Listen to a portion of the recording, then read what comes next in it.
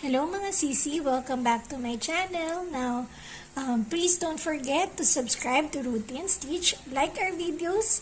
If you have any questions or requests, just leave a message on the comment box below.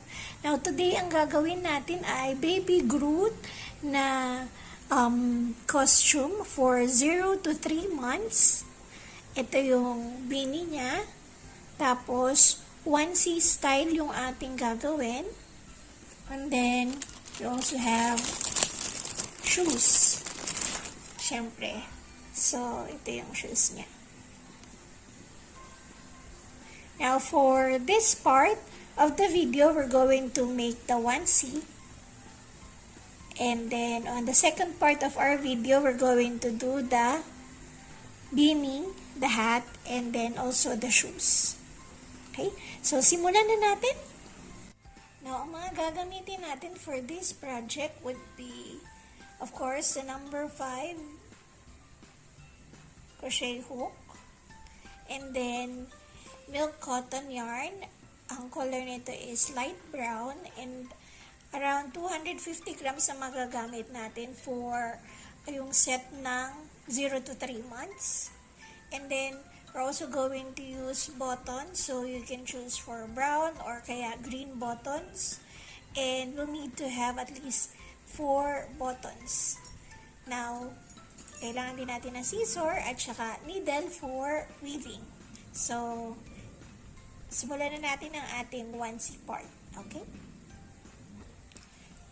Alam ko may mga nahihirapan kunin yung pinaka-start ng yarn. So, kung ginagawa mo lang ganyan lang, nasa gitna lang, and then yan na, ito na yung end. So to start our project, we're going to make a slip knot, and then ang gagawin natin ay, alam niyo na, 62 foundation chains.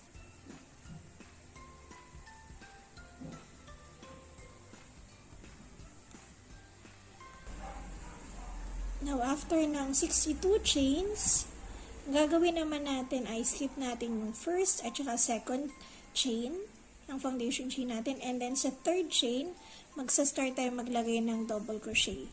So, 1 double crochet on each stitch for 8 times. So, 1, 2,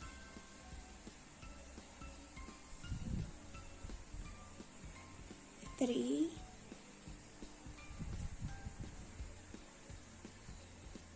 4, 5,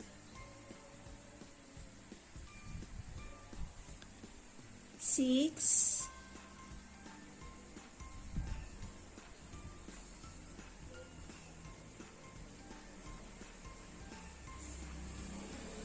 7,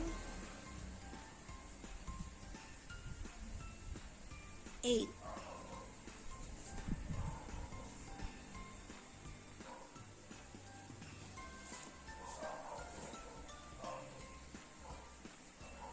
Now, sa ating 9th stitch, maglalagay tayo ng corner stitch.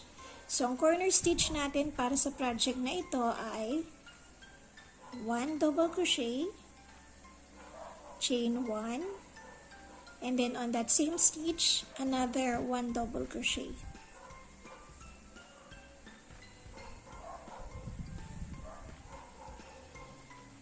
So, ito yung ating 9th stitch. Now, from 10th stitch or 10th chain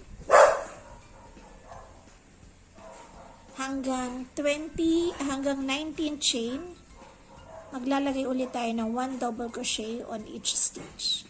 So, from 10th to 9th chain. Okay? Now, nagawa ko na yung from stitch 10 hanggang stitch 19. Now, on the 20th stitch, maglalagay ulit tayo ng corner stitch. So, that's double crochet, 1 double crochet, chain 1, plus another 1 double crochet.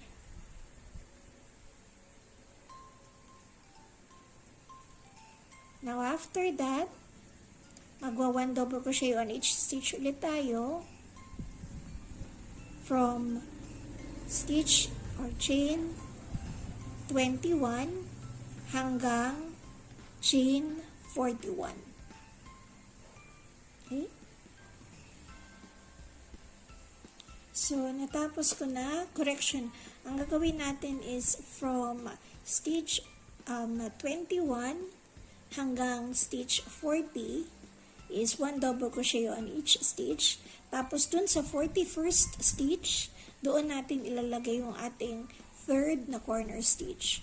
So, chain or stitch 41 is 1 double crochet plus chain 1 plus another 1 double crochet.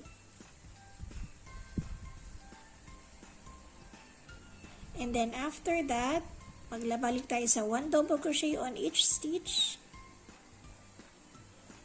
from 42 to stitch 52 or stitch 51. So, natapos na natin yung ating 51st stitch dito. So, maglalagay ulit tayo sa 52nd stitch natin ng isang corner stitch, our last corner stitch for the row. So, that's 1 double crochet plus chain 1 plus another 1 double crochet. And then, sa susunod na mga stitch, 1 double crochet on each stitch hanggang sa end ng ating row. So, natapos na natin ang ating first row. At magsa-start na tayo sa ating row 2. So, with chain 2. And then, 1 double crochet on each stitch. Now, kada mararating natin yung chain 1 space, maglalagay lang ulit tayo ng corner stitch. Then, double crochet again on each stitch, corner stitch, chain 1 space. And then, ulitin lang natin yan hanggang marating natin yung dulo. Same pattern. So, 1 double crochet on each stitch except dun sa ating 4 chain 1 space kung saan maglalagay pa rin tayo ng ating corner stitch, which is 1 double crochet plus chain 1 plus another 1 double crochet all on the same stitch. All on the same stitch. Okay? So, tapusin natin yung ating second row. Now, natapos na natin yung ating second row and uulitin natin yung pattern na to hanggang maabot natin yung 10 rows. So, 1, 2. So, gagawa pa ako ng 8 rows using the same pattern. Now, natapos ko na yung 9 rows. And, if this would be for 0 to 3 months na gagawin nating size, 9 rows would be enough since ang measurement na makukuha natin from here to here is already 9 inches or 8.5 to 9 inches. Now, gaya nitong ating finished product, dito na tayo. So, ang gagawin natin ay gagawa na tayo ng armhole. Isasarado na natin yung 2 sides to create the armhole. So, paano natin gagawin yan? Sorry. So, again, we're going to start with chain 2. And then,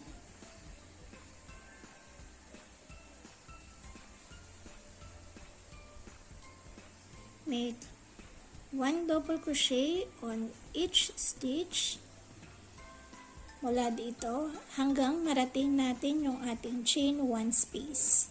So, titigil tayo doon sa last double crochet before the chain 1 space.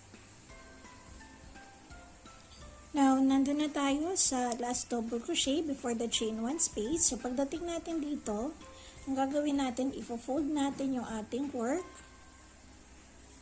Fold na ganyan. And then, stitch natin tong first chain 1 space at saka yung second chain 1 space together. So, paano natin gagawin? Yung normal na double crochet, insert natin yung ating hook doon sa chain 1 space. Then, kasama yung second na chain 1 space. And then, yung normal na double crochet natin. Ganyan lang. And then, flip natin sa kabilang side. Maglalagay ulit tayo ng double crochet doon sa chain 1 space. Ayan, ganyan. And then, idiretso lang natin yung double crochet natin on each stitch. Hanggang marating natin yung ika-third chain 1 space. And then, ifo-fold ulit natin. Stitch natin together. And then, double crochet ulit mula dito hanggang marating natin yung dulo. So, natapos ko na yung dalawang armhole.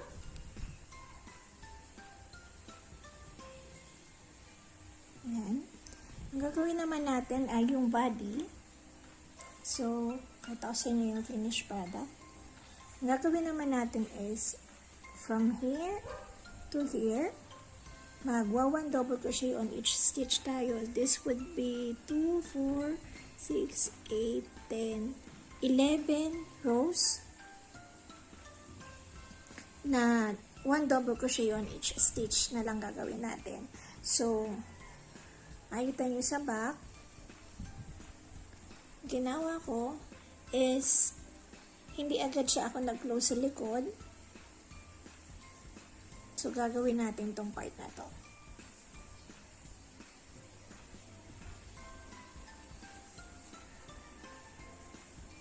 Now, for the next row, gagawin natin is 1 double crochet, chain 2, and then 1 double crochet on each stitch,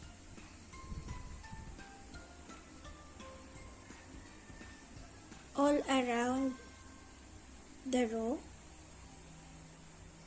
or until the end of the row. So, hanggang makarating tayo dito. At gagawin natin yan hanggang dito sa row na to. Okay? So, natapos ko na yung row na to. And then, we'll make another row of double crochet. So, ulitin lang natin yung same pattern for another row. Now, na-complete ko na yung ating row. So, ang gagawin natin is, once na done na natin yung last row, i-connect natin yung ends by doing a slip stitch on top of the first double crochet. So, slip stitch natin to connect the ends. Yan. So, ang gagawin na natin ngayon is chain 2 and then make 1 double crochet on each stitch. All around na yan. And then, pagdating natin dito sa dulo, i-connect lang din ulit natin yung ends by doing the same thing as the previous row. Magsi-slip stitch lang din tayo. At gagawin natin yan for 10 or 9 more rows. Kasi 11 rows yung gagawin natin for the body. But if you're doing a bigger size, of course, kailangan nating mas madaming row para bago gawin natin yung pinakababa ng ating onesie. But for this size, we're going to make 9 more rows and then gagawin na natin yung bottom ng ating onesie. Okay? Now, once we're done with our rows, we're going to lay flat our work like this. Tapos, maglalagay tayo ng marker sa dalawang side. Lay flat and then put a marker on each side. Now, we have to lock our work. Lalak na natin. and then cut the excess yarn. Now, ang gagawin natin, kukunin natin yung ating bagong end or bagong yarn. And then, dito tayo magsa-start ng ating back. So, from here to the other end, gagawin natin is 1 double crochet on each stitch. So, connect muna natin yung ating yarn. Ganito lang ako mag-connect, hindi ko na siya ni-slip stitch, pero ganyan lang. And then, chain 2.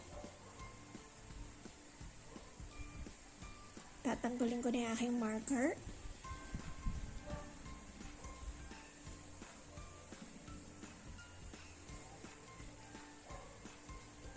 And then, make 1 double crochet on each stitch.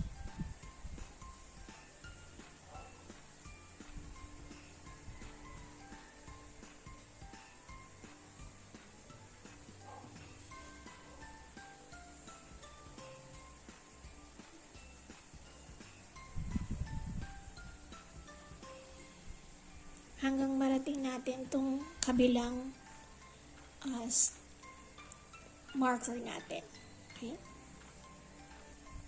Now, natapos ko na yung ating pang 21st row. Now, for the next rows, ang gagawin natin ay magdi-decrease tayo sa start at saka end ng ating row. So, we're going to turn our work. No starting chain, okay?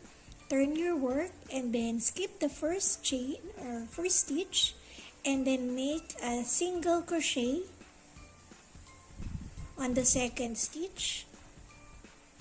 Yan. And then chain 1. Okay? So, ulitin natin.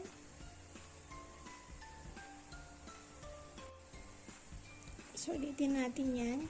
So, again, skip the first stitch and then make a single crochet on the next stitch and then chain 1. So, yan yung magsiserve na first stitch natin sa ating row. So, after that, we're going to continue 1 double crochet on each stitch.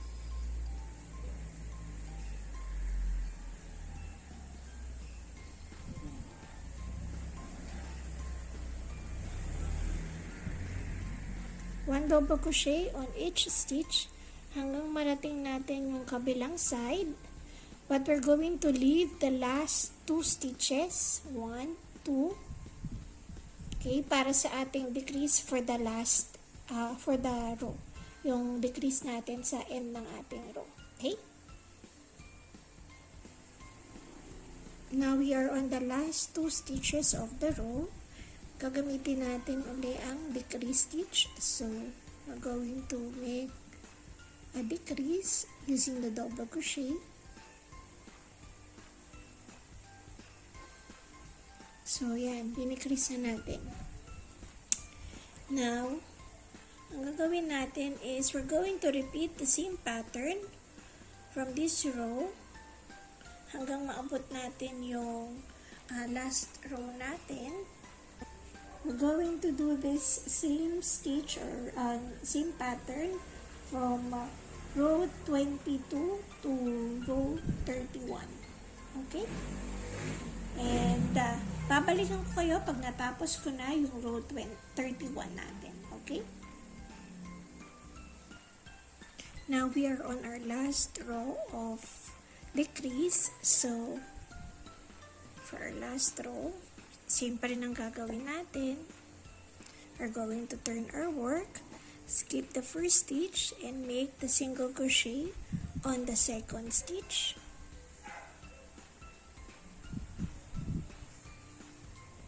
And then chain 1, and make 1 double crochet on each stitch hanggang marating natin yung last, yung ating end ng ating row except for the last 2 stitches. Okay? Now we have our last 2 stitches for the row. So we're going to make a decrease, our last decrease for the back side. So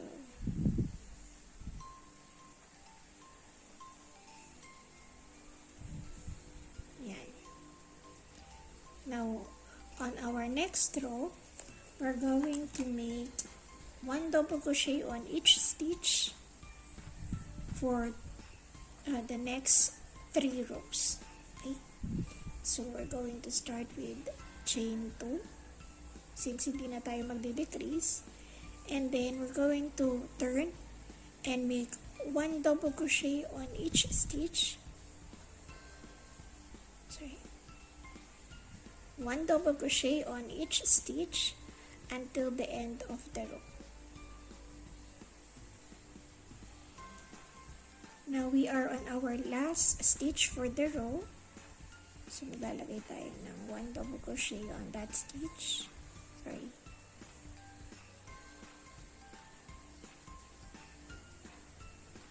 And then we're going to repeat the same pattern for row 33 and 34. So bale 3 rows ng 1 double crochet on each stitch. So just repeat the same pattern on row 33 and then 34. Okay? Now, natapos ko na yung row 34. So, makita nyo 1, 2, 3 rows ng no decrease at all. So, once we're done with that, we're going to lock and cut the excess yarn. Now, we're done with our back side. Simulan natin yung front side ng ating onesie.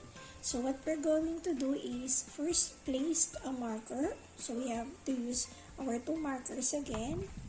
And then we're going to count 3 stitches from where our back stitch start. So skip natin yung 3 stitches. 1, 2, 3. And then we're going to put the marker on the 4th stitch.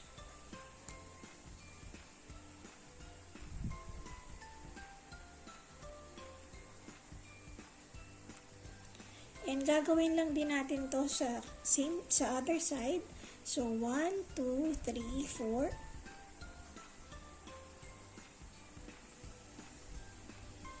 And then basically we're going to use the same pattern that we have used on the back side. So ang ating first row ay 1 double crochet on each stitch from this marker hanggang doon sa second marker natin. And then after the first row, magsa-start din tayong mag-decrease. Okay? So, pakita ko sa inyo kung paano natin gagawin.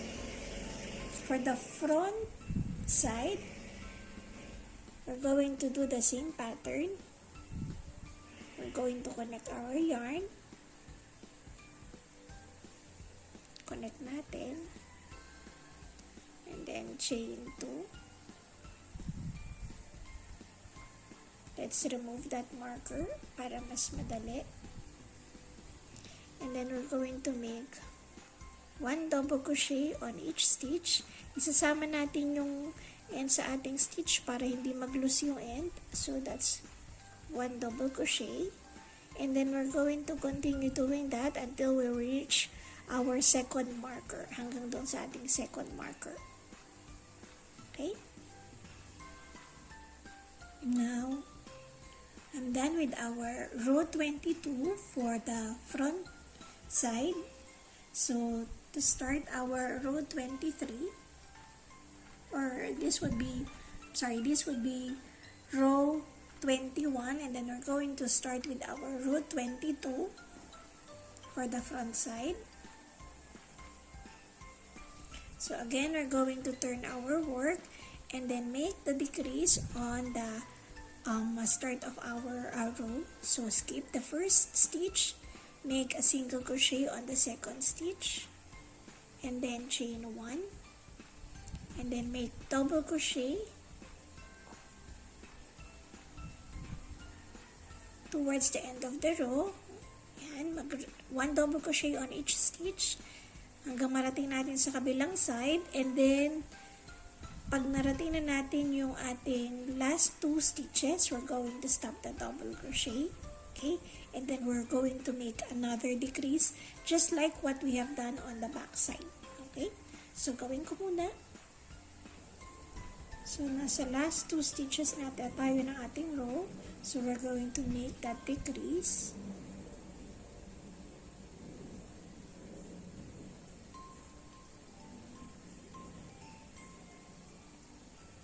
And then, we're going to just make or use the same pattern from this row 22. Ginawa na natin hanggang row 28. Okay? So, use the same pattern, decrease sa start at saka sa end ng row from row 22 to row 28. Now, I'm done with our decrease for the front side of our onesie. So, we're going to make now the 1 double crochet on each stitch for each row 3 times. So, hanggang marating natin itong ganito kahaba. Ayan. So, maglalagay lang tayo ng 1 double crochet on each stitch. So, again, we're going to turn our work, chain 2, 1 double crochet on each stitch.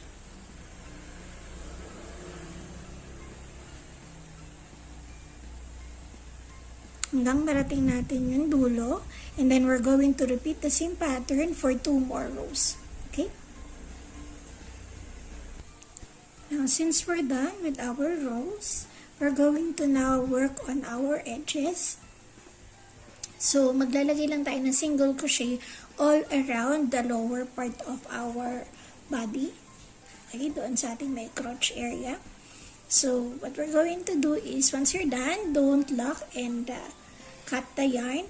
So, we're going to continue with our edges. So, that's chain 1 and then turn. So, what we're going to do is make single crochet all around the bottom part.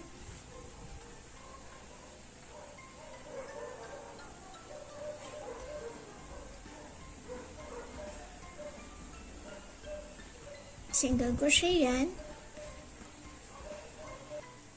Tapos na natin yung ating bottom part. So, lalagyan na lang natin dito ng button. And then, we have to work on the edges naman ng ating neck hanggang back. So, paikot yan. Same lang din. Maglalagay lang din tayo ng single crochet all around nitong neck area hanggang sa back. Okay? Now, natapos ko na yung body. Natapos na natin yung body. So, we're going to make the design. Okay, yung ating mga vines at saka leaves na lang ang gagawin natin. And then, i-attach natin dito sa onesie natin.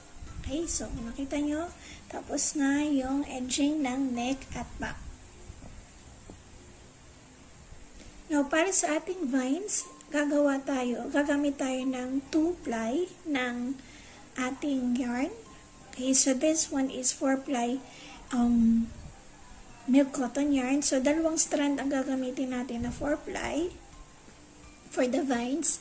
And, ang ginawa ko, naglagay ako ng mga 3 inches na tail para magamit natin pag-attach mamaya doon sa body. So, make a slip knot.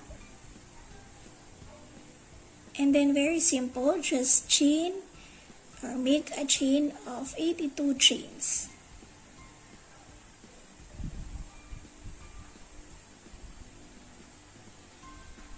So, babalikan ko kayo pag natapos ko na yung 82 chains na ginawa natin. Now, natapos ko na yung ating 82 chains para sa vines and gagawa tayo ng 2 set or ng 2 pair, ng 2 piraso, 2 pieces ng vines. Now, kung gusto nyo, magdagdag din, pwede pa rin kayo magdagdag ng additional vines, but for me, 2 lang yung gagamitin ko for this project. Now, gagawin naman natin ngayon ay ating leaves. Now, guys, naubusan ako nung usually na ginagamit ko na green yarn, but I have here 2 different colors, darker color yarn, and then color green, and then this is yellow green. So, since yung customer ko nag-request ng more leaf or more leaves doon sa body ng onesie natin, gagamitin ko na lang siya on different colors para madagdagan ko din yung leaves natin sa body. So, now to make a leaf, we're going to make a slip knot and then chain 10.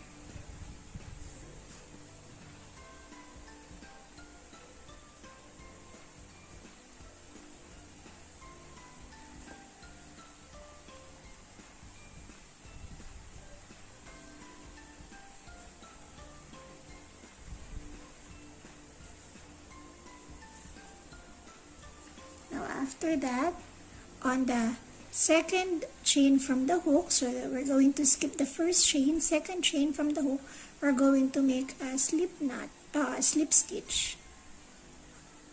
So, slip stitch tayo. And then, dun sa susunod na chain, ang gagawin naman natin ay 1 single crochet.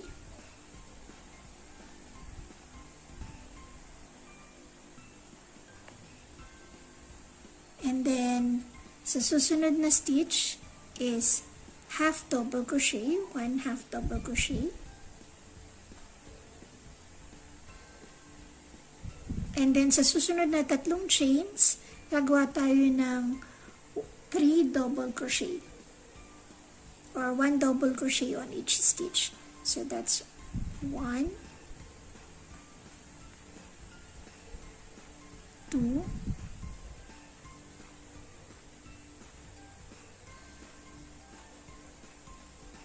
and then 3.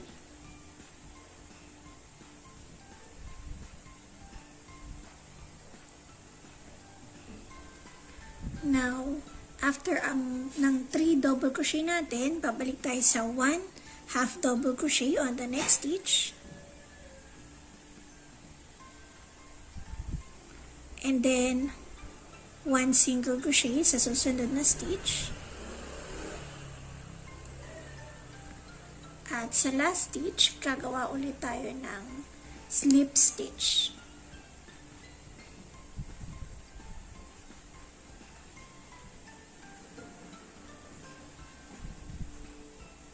So, nagawa na natin yung isang side ng ating leaf. We're going to turn on the other side. And then, we're going to make a slip stitch ulit on the same stitch. Doon sa kabilang side, slip stitch ulit tayo. And then, fa-follow lang din natin yung ginawa natin sa first side natin. So, mag-single crochet tayo. 1 single crochet. 1 half double crochet.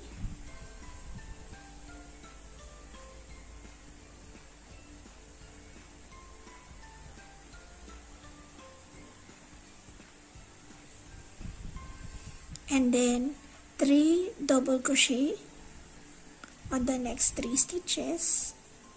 So that's 1. Medyo challenging ang mag-video habang nagaganchilyo. So that's 1,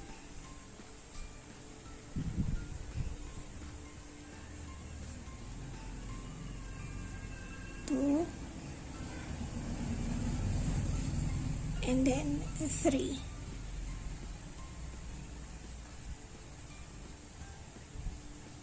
And then, gagawa ulit tayo ng isang half double crochet sa susunod na stitch. And isang single crochet sa susunod na stitch.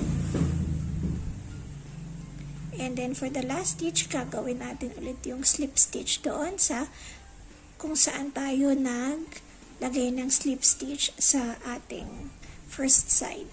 So, slip stitch.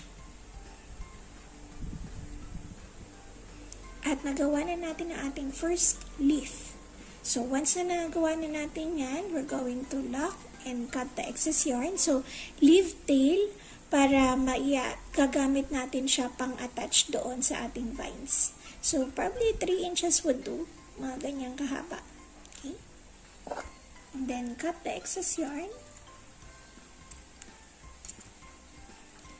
Now, we're going to use the same pattern to make the other leaves on different colors. Itong color na to at saka color na to. So, I'm going to make probably 6 for each color para sa body, and then sa mini, gagamit tayo ng leaf din, and then pati sa shoes. But for now, we're just going to make leaves for the body. So, that's gonna be a total of 12 leaves. Okay? So, guys, natapos na natin yung ating mga leaves at saka yung ating vines. Ngayon, i-attach na natin siya. So, i-assemble muna natin siya sa ating onesie. Now, para natin siya malagay, gagawin natin, ipipin muna natin siya para alam natin kung paano natin siya i-design. So, going to put it here.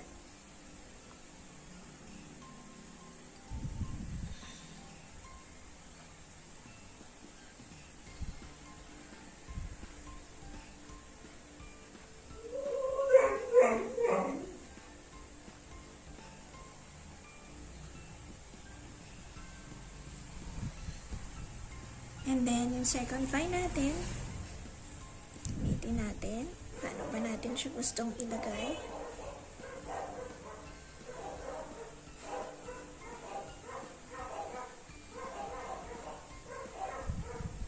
So, gusto ko medyo may ganyan design.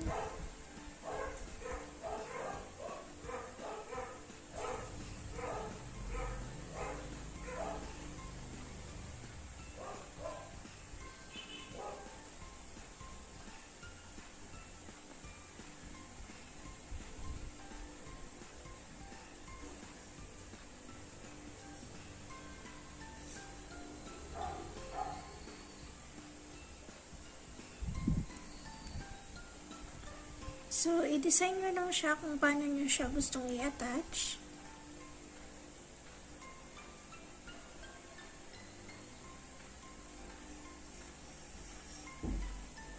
So, for now, ganyan ang gagawin ko. Okay? And then, yung ating leads, lagay din natin siya kung paano natin siya gustong i-attach para magkaroon lang tayo ng idea kung ano ba yung magiging itsura niya.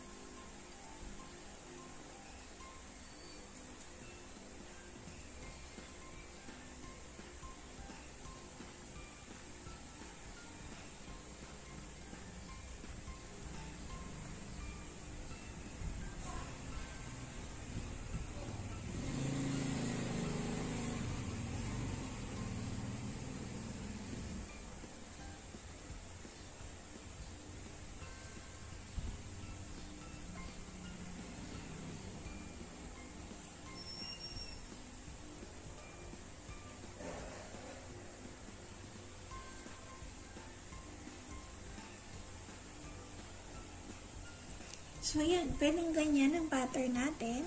So, basta,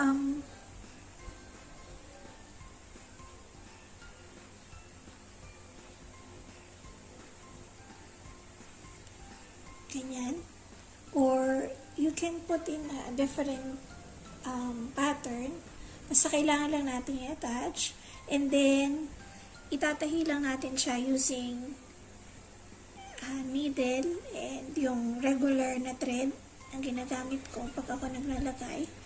And for this one na may mga tail naman, Pwede na natin siyang gamitin to attach it here. Yung mga leaves din natin, same thing. Pwede natin siyang i-attach using that. Pero yung mga gitna ng vines, pwede natin itong gamitin. Yung regular thread at saka yung needle, pang tahi, para i-design natin yung vines kung saan natin siya gustong ilagay. Okay? So, i-attach ko muna at ipapakita ko sa inyo pag natapos ko na. Okay? So, ito na mga sisi. Natapos na natin yung ating Baby Groot onesie. So, if you notice, mas maraming leaves to since ito yung request ng customer na more leaves. Kaya, yan. But, if you want, you can like, downsize yung number ng leaves o iwasan nyo, or if you want more, then pwede nyo naman dagdagan. And then, yan. Ilagyan ko lang din siya ng button dito sa baba, and then 2 more dito sa likod. So, yan. Tapos na ating Baby Groot onesie. Sa susunod nating video, ang gagawin naman natin ay yung ating beanie at saka yung ating shoes with the vines and the leaves as well. Okay? So, I hope you like it, and please don't forget to subscribe to our channel, Root and Stitch. Like our videos. If you have any questions or requests, just leave a message on the comment box below.